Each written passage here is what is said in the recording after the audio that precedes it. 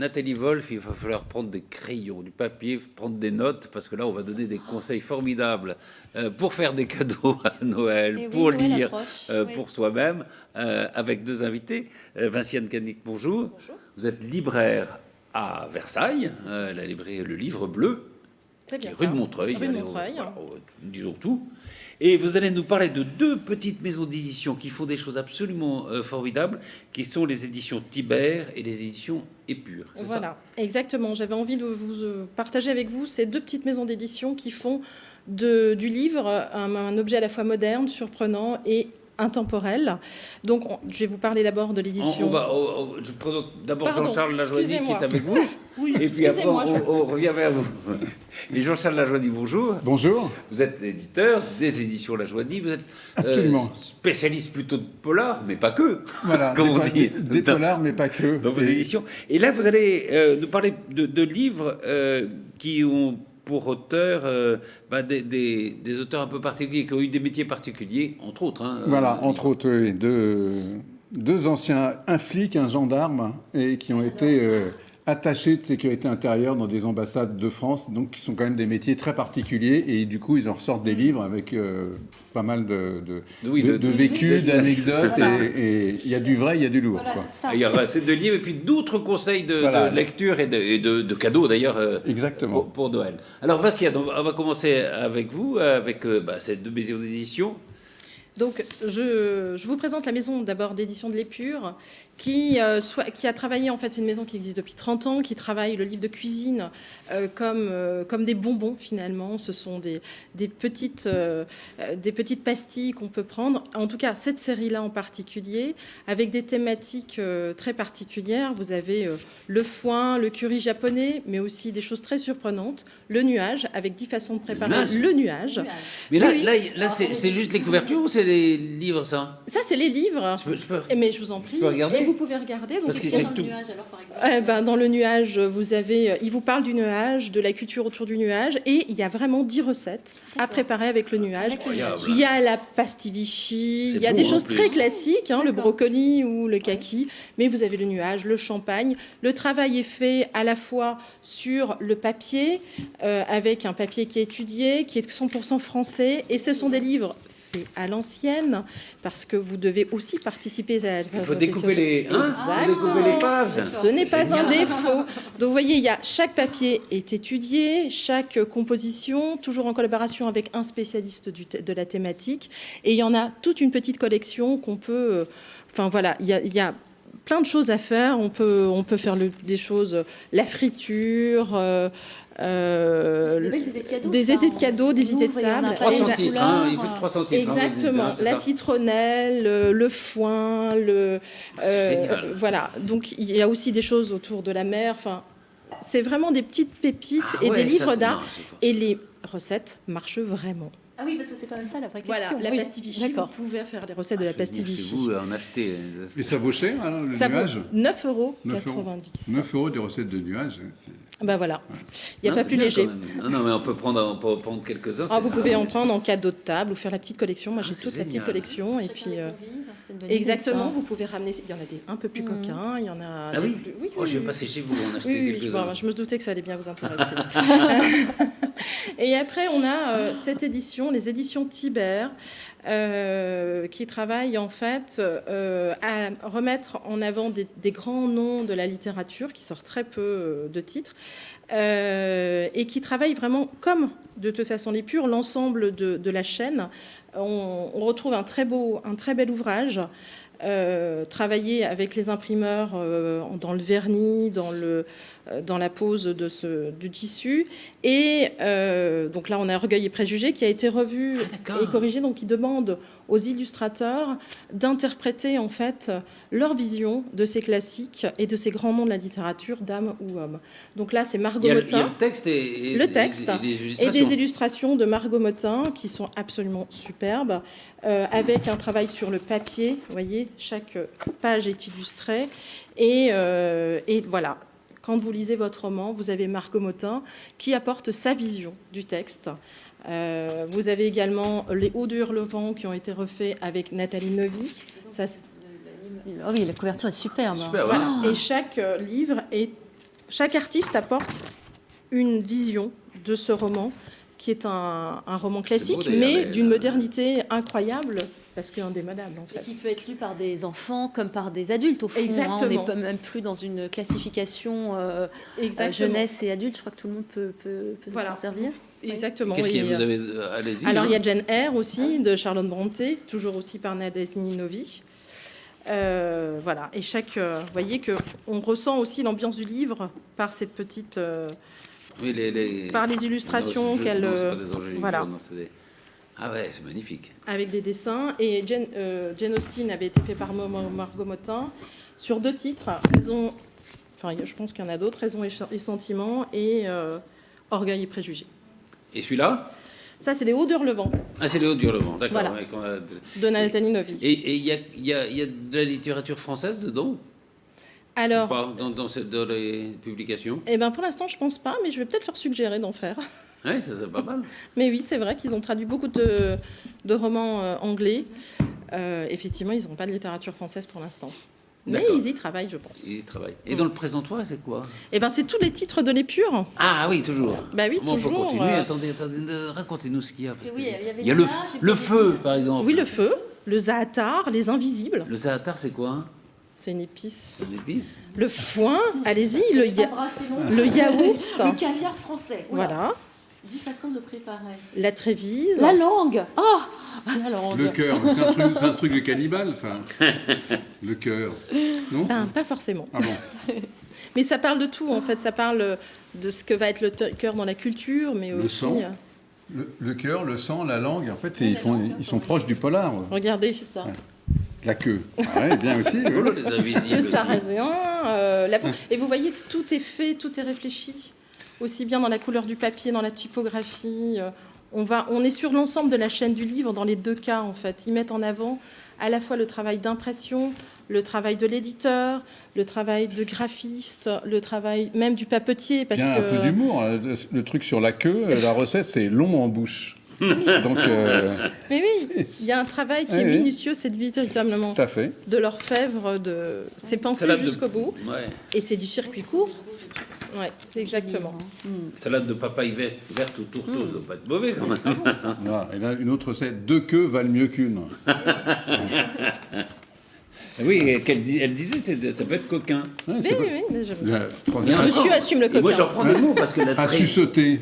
Ah oui, non, c'est... Non, non, enfin voilà, et la friture, par exemple, regardez ce beau papier doré qui rappelle la friture. Ah oui.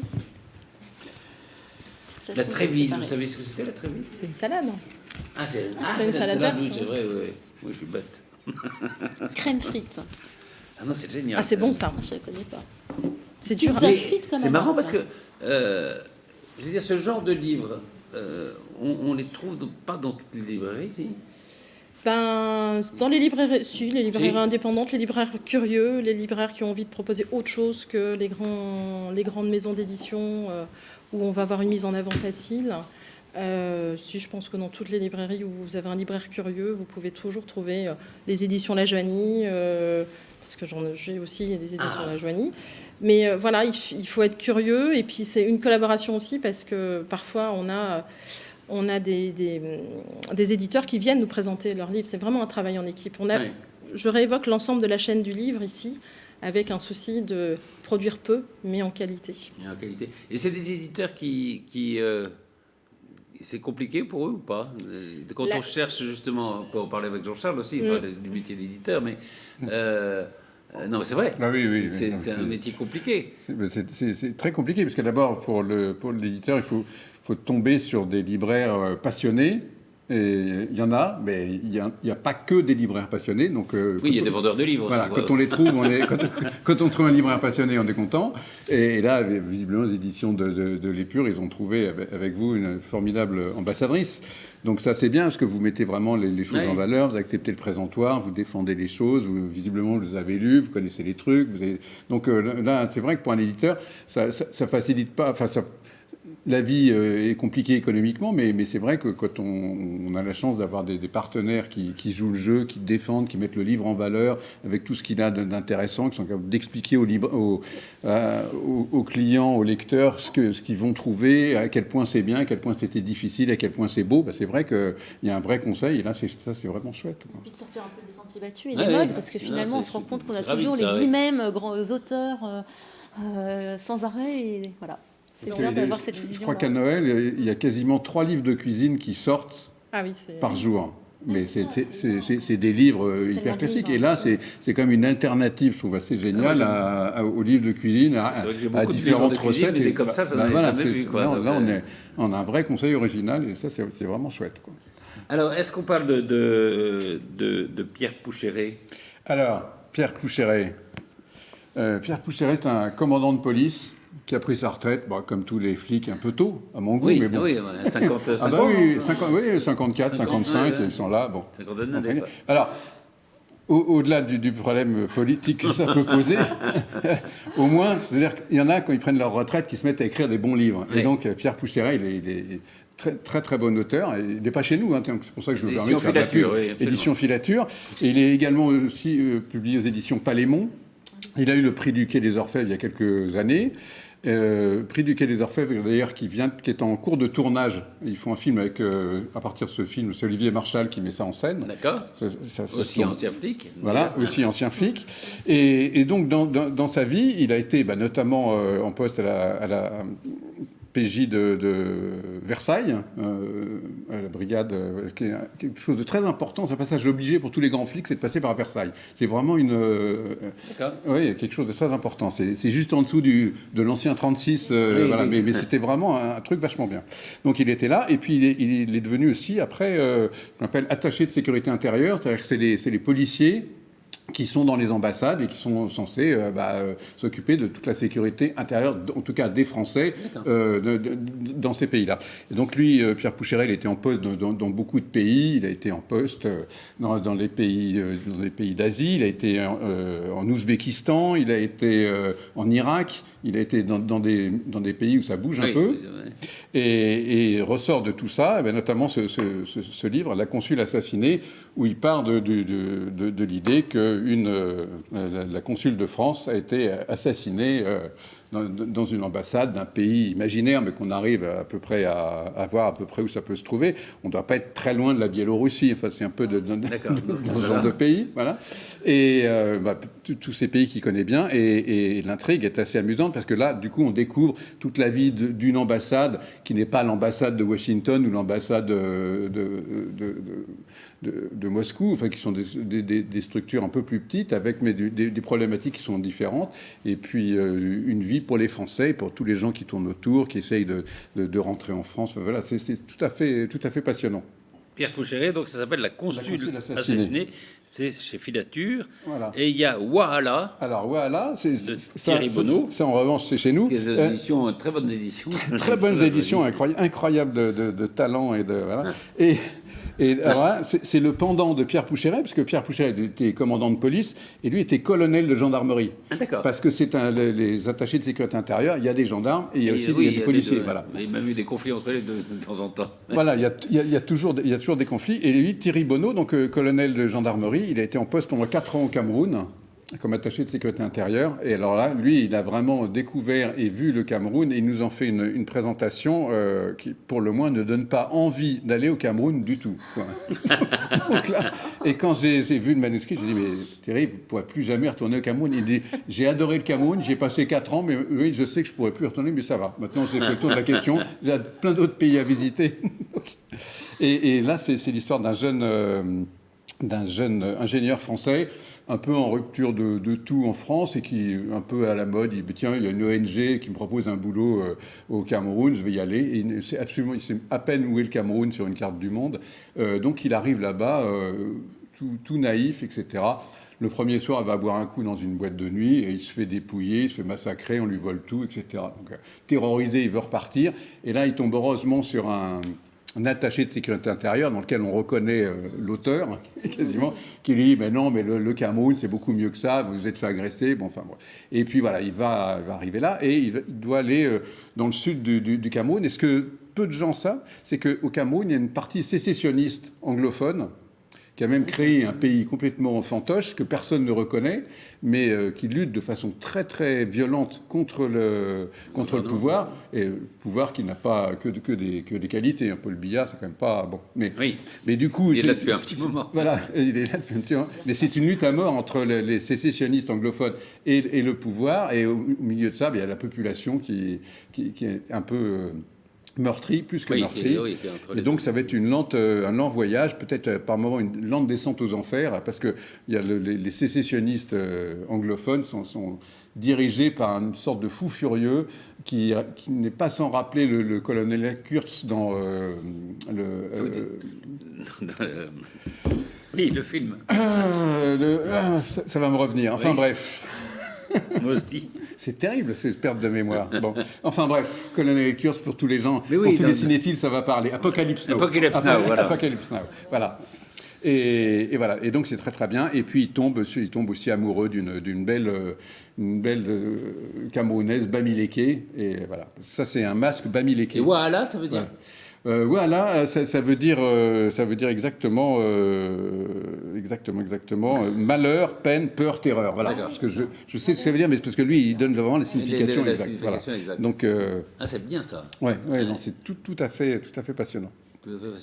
Vous voulez qu'on passe à vous de 3 secondes, non, entre deux romans de deux livres Alors d'accord. Moi, vous y a un conseil, oui, c'est vrai. Moi, j'ai lu cet été un livre qui m'a énormément plu, qui s'appelle Bartleby le Scribe, paru chez Folio. Et quel est l'auteur? C'est Herman Melville. Herman Melville, évidemment, on le connaît pour son fameux Moby Dick. Et on peut dire que finalement, l'ombre géante de la baleine, elle a un petit peu éclipsé beaucoup des nouvelles de Melville qui sont pas du tout connues. Alors il y a eu cet automne l'intégrale des nouvelles de Melville qui a été publiée, de nouveau traduit, c'était là au mois de novembre.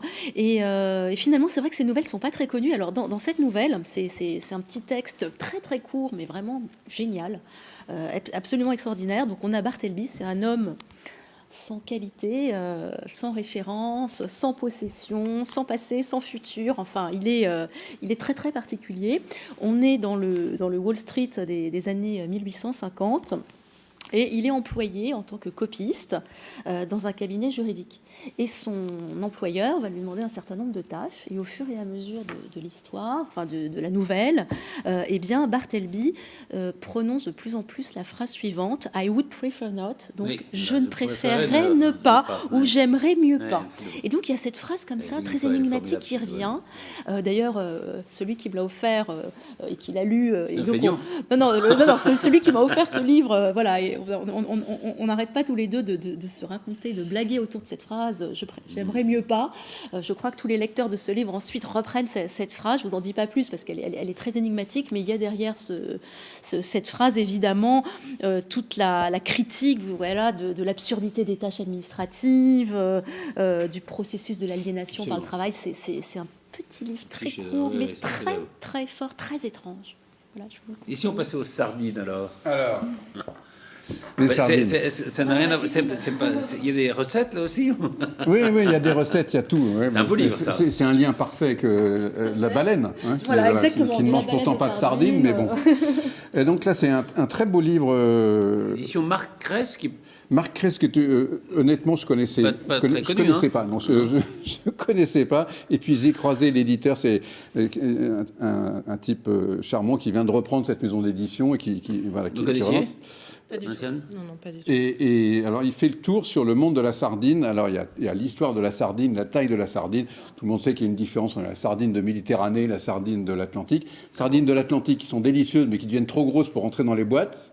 Oui, parce qu'avant, on mettait quasiment 5 ou 6 sardines. Maintenant, ils arrivent à peine à en mettre 4 parce qu'elles sont trop grosses. Ils sont plus gros. Voilà. Et alors qu'en Méditerranée, ils ont un problème, c'est qu'elles sont trop petites. Donc, Elle Voilà. bouge pas le port de Marseille. Ah, pour ça, elle voir risque plus. Elle risque plus de boucher le port de Marseille. Mais il y a notamment l'explication sur la sardine qui bouche le port de Marseille. Il y a bien évidemment un Ah, truc c'est sur génial, ça. sur les boîtes de sardines, les recettes. Il y a une quinzaine de recettes faites par des Ah oui, c'est. par- On voit aussi par des les grands boîtes de chefs. sardines millésimées, par exemple. Voilà. Qu'est-ce Ouais. que c'est? Enfin, ça explique tout ça. Oui, c'est Oui, bien. parce que la sardine, ça se confie un peu dans la boîte, en fait, si on les garde. Donc, on Ah peut oui, les garder des années, en fait. Moi, je retire toujours l'arête de la sardine à l'huile. Ah oui oui, il y a des gougnafiers qui la mangent. Ah, moi, j'aime bien C'est comme. manger, Mais j'imagine que vous mangez la tomate sans enlever enlever la la peau. peau, oui, Ah bah aussi. voilà, bah moi Ouais, j'enlève la j'ai peau des pas le tomates temps. et j'enlève la sardine. Mais dans la sardine Qu'est-ce que millésimée, vous faites? Bah vous oui. vous débouillantez pas la tomate avant de la manger. On est trois à il manger faut. la peau, nous. Bah, il faut. Bah, vous Ouais, allez mais après, il faut la mettre dans l'eau chaude. Là, vous allez Ça, découvrir, ça, vous ça, allez découvrir un autre monde hein, bah alors, avec on la va tomate s'y mettre. sur la peau. Voilà. Alors c'est plein de belles photos et c'est vraiment plein de belles choses. Alors et ça fait vraiment le tour sur la sardine. Après, je pense que plus personne pourra. Enfin, il y a plus rien à écrire sur la sardine à part ça, quoi.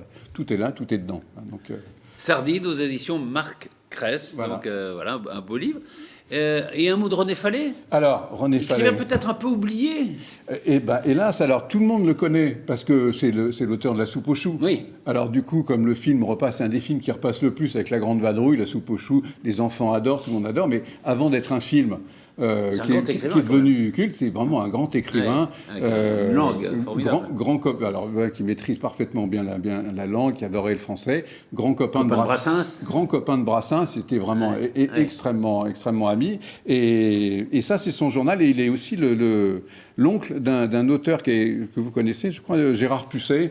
Ah, bien sûr, Voilà. oui, Voilà. qui a publié chez vous, d'ailleurs. Qui a publié chez nous un livre et qui Mais a été qui est publié. un formidable auteur. hein. Oui, qui a eu le prix Nimier, Oui. le prix du premier roman, etc. Très Et ça, grand c'est le journal styliste. de René Fallet. Alors, c'est un journal c'est plein bien, les d'anecdotes et puis de sortes d'aphorismes et de choses. Et on sent quand même chez René Fallet une sorte par moment, un peu de désespérance, quoi. Il est, c'est par moment une vision assez noire. Enfin, Il y a un côté un peu anard chez. un peu anard, un peu revenu de tout, Mais un peu, oui, c'est ça, un peu déçu par un par peu l'humanité. déboussolé. quoi. Ouais. Parce que même quand il reçoit le prix Interallié, ce qui est quand même un très beau prix, il n'est pas si content que ça parce qu'il dit ben, c'est pas ce roman-là qu'il méritait, c'était le précédent. Mais à chaque fois, il a quand même toujours un petit côté. C'est pour ça que c'est génial, les journaux. Ah ben c'est vraiment puis ça se picore. Alors c'est un peu comme la nouvelle, ça se lit vite, mais ça se lit vite aussi parce que Oui, on ne on lit n'est pas pas- de A à on Z. va pas le lire de A à Donc, Z, non, voilà, mais- donc mais on regarde, tiens, c'est moi, de temps en tel temps, jour, je c'est l'ai, le je même regarde. jour qu'aujourd'hui on regarde. Exactement. et puis c'est marrant, oui. quoi. Et c'est- On lit moins, et ça, c'est très bien. fabuleux. Je pense au journal aussi de Delacroix. Oui, On a non, mais et les ce sont journaux des et les belles correspondances lectures, sont les souvent des journaux choses et les correspondances, absolument hein. formidables, non? Oui, ah Oui, oui. Faudrait qu'on il y a consacre une émission. C'est pas une vision très joyeuse.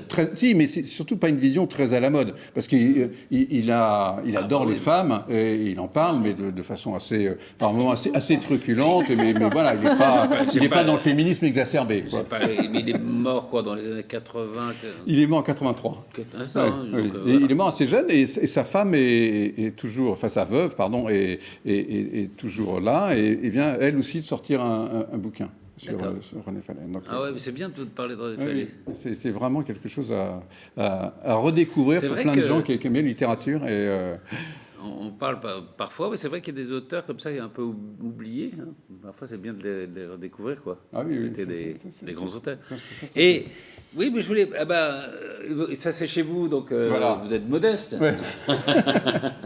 C'est Jean-François Pré qu'on avait eu le plaisir, Nathalie, de Tout à recevoir ici pour son précédent roman. C'était passionnant. Alors Jean-François Beaucoup aimé. Pré, tout le monde le connaît parce que c'est un Chroniqueur spécialiste, épique. chroniqueur épique, spécialiste des chevaux. Et là, bon, dans ce roman en dessous, alors c'est d'actualité. Ah bah totalement. Ah, Ça faut se pas- passe pendant la campagne électorale et il y a un tueur tueur à gages qui est mandaté pour éliminer Dessouder tous les tous les- candidats. Alors donc il y a Il va avoir du travail. là il y a du boulot, mais on ne sait pas, on ne voit qu'à la fin qui oui, ça, oui. l'a mandaté, etc. Mais c'est très bien. Puis il y a un retour en arrière tout le temps avec ça se passe entre Paris et le Qatar, qui avait Oui. organisé une magnifique course, une sorte d'enduro des sables à cheval, enfin un truc. Voilà. C'est le Grand Prix d'Amérique. Non, pas le Grand Prix d'Amérique, le prix de. Oui, du le Qatar, prix de maintenant, l'Arc hein.